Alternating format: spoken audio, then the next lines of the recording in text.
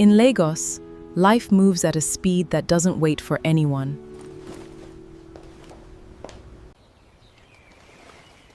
For Tunde and Amaka, both respected professionals in their late 30s, success came wrapped in exhaustion. Every morning, before the sun rose, they were out of the house. Amaka worked in HR. Tunde worked in finance.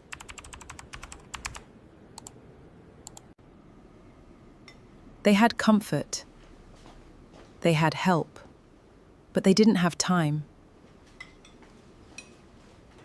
But the one thing they couldn't outsource was presence.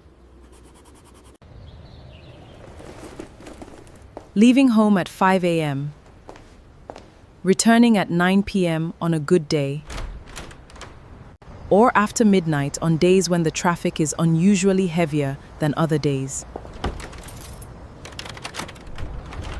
Midnight. Lagos traffic didn't care that they were parents. And slowly, guilt began to grow. Their daughters were being raised by someone else. Not by choice, but by circumstance. They wanted more. Not necessarily more money. More life. More mornings with their daughters. More evenings filled with laughter instead of exhaustion. So they made a decision thousands of families make every year. They decided to relocate. They had 2 countries in mind, but settled for the United Kingdom. For the sole reason that Tunde and their daughters have Nigerian and British dual nationality.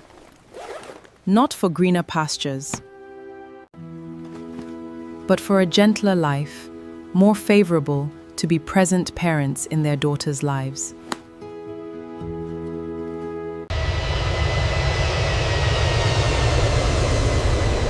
London welcomed them with cold air and warm possibilities. Tunde's childhood friend, now an estate agent, helped them secure a 2-bedroom rental. Small, but safe. Simple, but theirs. They arrived with savings to last a few months. Enough to breathe. Enough to start again. The daughters settled into school. Amaka applied for jobs. Tunde applied too, every day.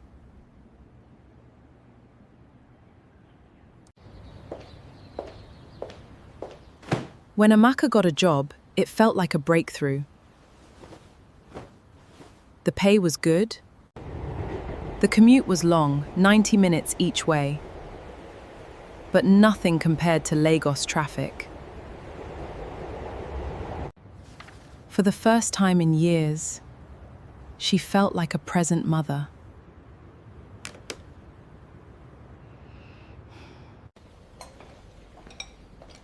But something else shifted. Something they didn't prepare for.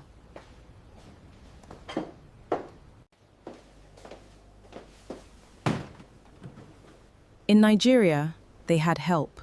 Here, they had none. And while Amaka adjusted, because she had no choice, Tunde didn't. He didn't lift a finger. Not because he was wicked, but because he didn't know how. He had never needed to. Amaka was drowning. She woke up early to get their daughters ready for school. She did the school run. She worked full-time.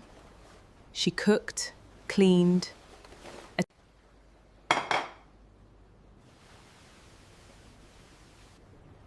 She did everything. And Tunde did nothing. She didn't know how to ask for help. She didn't want to bruise his ego. He hadn't found a job yet, She didn't want him to feel like less of a man. The cracks began quietly, a sigh here, a slammed door there, a cold shoulder, a forgotten conversation.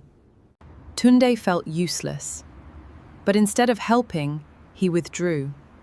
Instead of adjusting, he resisted. Instead of learning, he clung to the old ways. And Amaka, she was breaking.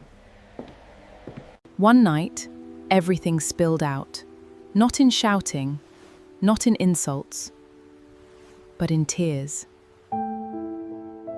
I'm tired, Tunde. I'm doing everything. I need help. I didn't know you felt this way. And for the first time since they relocated, they truly talked. Tunde realized something painful. In Nigeria, he had been a provider. But in the UK, provision looked different. It wasn't just money, it was partnership. He began to learn, slowly, awkwardly, imperfectly, but he tried. Migration doesn't just change your postcode. It changes your marriage, your identity, your expectations, your roles. Tunde and Amaka didn't just relocate to the UK, they relocated their mindset. Their partnership, their family. And in the end, that was the real journey.